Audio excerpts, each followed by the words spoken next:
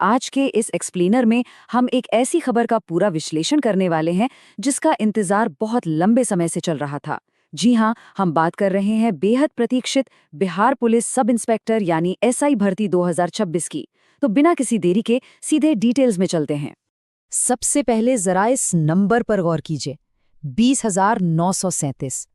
पटना में 29 अप्रैल को जो स्टेट कैबिनेट की अहम बैठक हुई थी, उसमें ठीक इस संख्या में सब इंस्पेक्टर और उसके समकक्ष पदों को ऑफिशियल मंजूरी मिल चुकी है। ये कोई मामूली आंकड़ा नहीं है। राज्य में कानून व्यवस्था को मजबूत करने की दिशा में ये सच में एक बड़ा कदम है। इस भर्ती की पूरी तस्वीर को साफ करने के लिए हमने इस एक्सप्लेनर को 6 छोटे हिस्सों में बांटा है।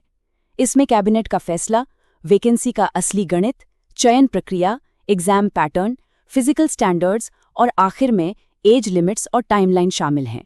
तो चलिए पहले हिस्से से शुरू करते हैं। एक बड़ा कैबिनेट फैसला जिसे गृह विभाग यानी होम डिपार्टमेंट से आधिकारिक स्वीकृति मिल गई है। अब यहाँ पर एक बड़ा टेक्निकल पॉइंट समझना होगा। ये 20,937 पद कैबिनेट से स्वीकृत तो जरूर हो चुके हैं, लेकिन इसका मतलब ये नहीं कि कल ही आधिकारिक विज्ञप्ति आ जाएगी।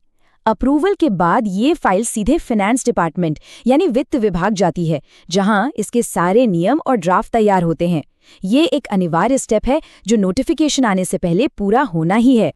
आइए दूसरे हिस्से पर आते हैं, जहां हम इन 20,000 पदों का असली गणित समझेंगे। अखबारों की सुर्खियों और जमीनी हकीकत के बीच का फर्क पता होना बहुत जरूरी है। देखिए, इन 20,937 पदों को सीधे 2 बराबर हिस्सों में बांटा गया है।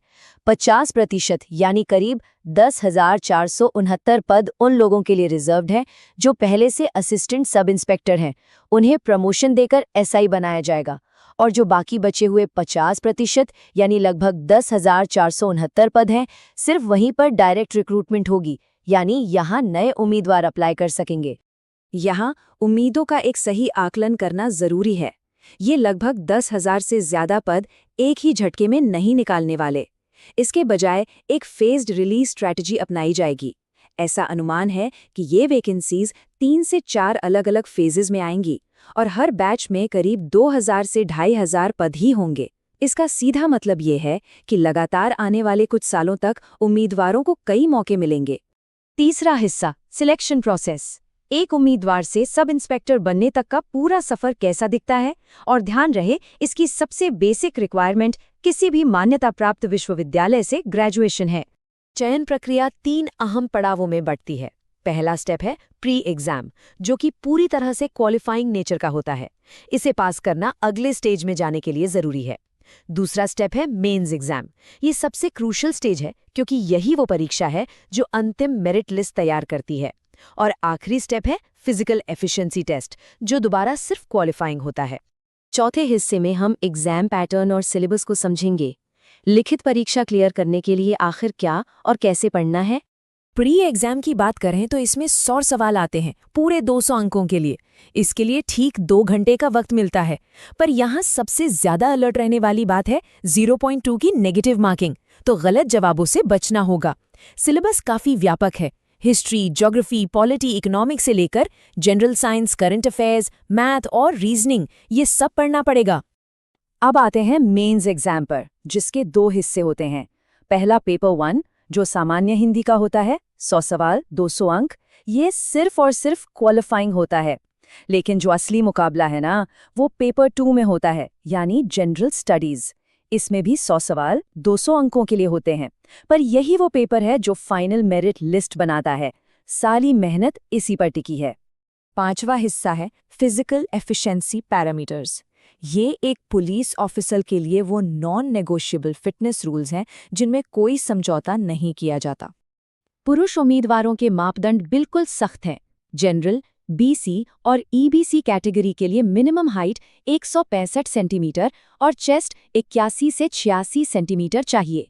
वहीं एससी/एसटी कैटेगरी के लिए हाइट 160 सेंटीमीटर और चेस्ट 79 से 84 सेंटीमीटर निर्धारित है। दौड़ में सभी को 1.6 किलोमीटर 6.5 मिनट में भागना होता है।